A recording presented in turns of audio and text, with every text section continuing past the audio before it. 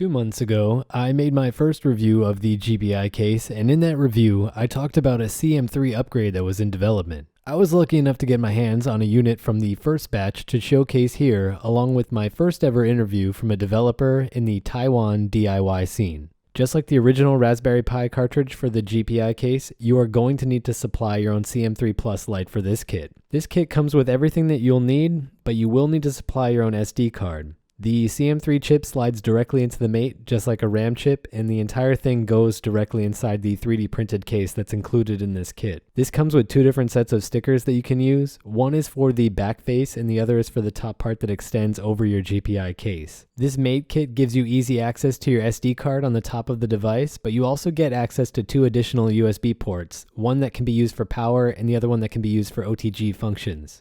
The case itself is actually very straightforward, and the only issue that I had with it after all of my tests is that it doesn't sit exactly flush in the same way that the original cartridge does. Since I don't plan on going back to the Pi Zero cartridge, I am probably going to find a way to temporarily bind this to the cartridge slot so that there's no more gap.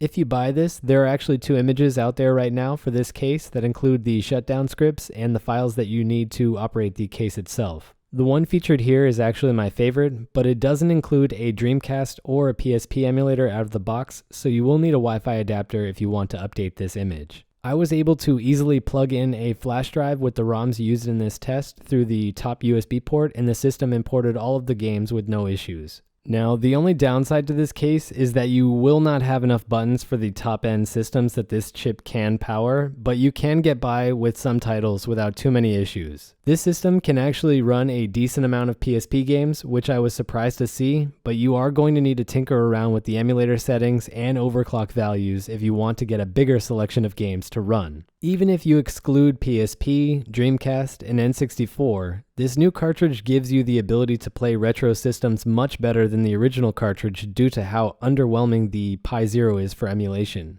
Like I've already said, the GPi case is actually a decent ready-built system for the Raspberry Pi, and if you're someone that already has this kit and you've liked everything about it besides the performance, this upgrade kit may be worth considering. I'm going to put a link to the developer's order page below, and you can order from there if you want to pick up one of these and support his work directly. I'm going to continue rolling test footage on screen, but I do have a quick interview with the developer of this unit that I'll play now.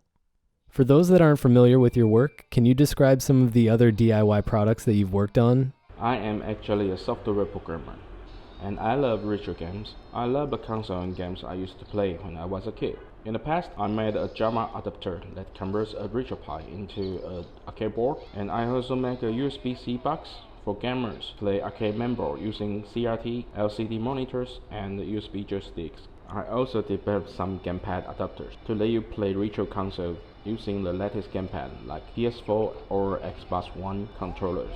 What made you want to create the GPiMate? Once I saw the GPi case over internet, I really liked it a lot. Once I got it on my desk this October, I love the feeling of almost everything with it. Soon I realized that Pi Zero won't play some games as well as Pi 3 does. I used to play games with Pi 1 a few years ago, but I don't remember it being so laggy. I suddenly had an idea that I should try to use the power of Pi 3 with GPi case. And I believe my friends who are members of a private retro game group over internet would love it too. Then I started working on it as a surprise for my friends. How long did it take you to fully produce this product, and what were some of the biggest challenges that you faced? The development took me a month and a half. The major issue I hit were around the USB hub and how to make the case of cartridge. The USB hub issue forced me to try several USB hub chips, so I did have to make many versions of PCB for testing, and then I got sort of lucky as the 6th one worked. And the case of cartridge, I tried to talk to 3 different companies that make plastic box, as I don't want to make more than 1,000 cases to fill an order. They rejected me and forced me to modify my 3D model, but they didn't tell me how to modify it in the way they wanted. Eventually, I asked my friend to use his SLA 3D printer to help me to print 300 units. Now that you're done with this, what do you plan on working on next? So far, I am involved in a very interesting handheld design, and I do love it a lot. Once it is ready to go public, for sure I will let people know. And the current project I'm working on is a general LCD controller for upgrading the original one on a retro handheld.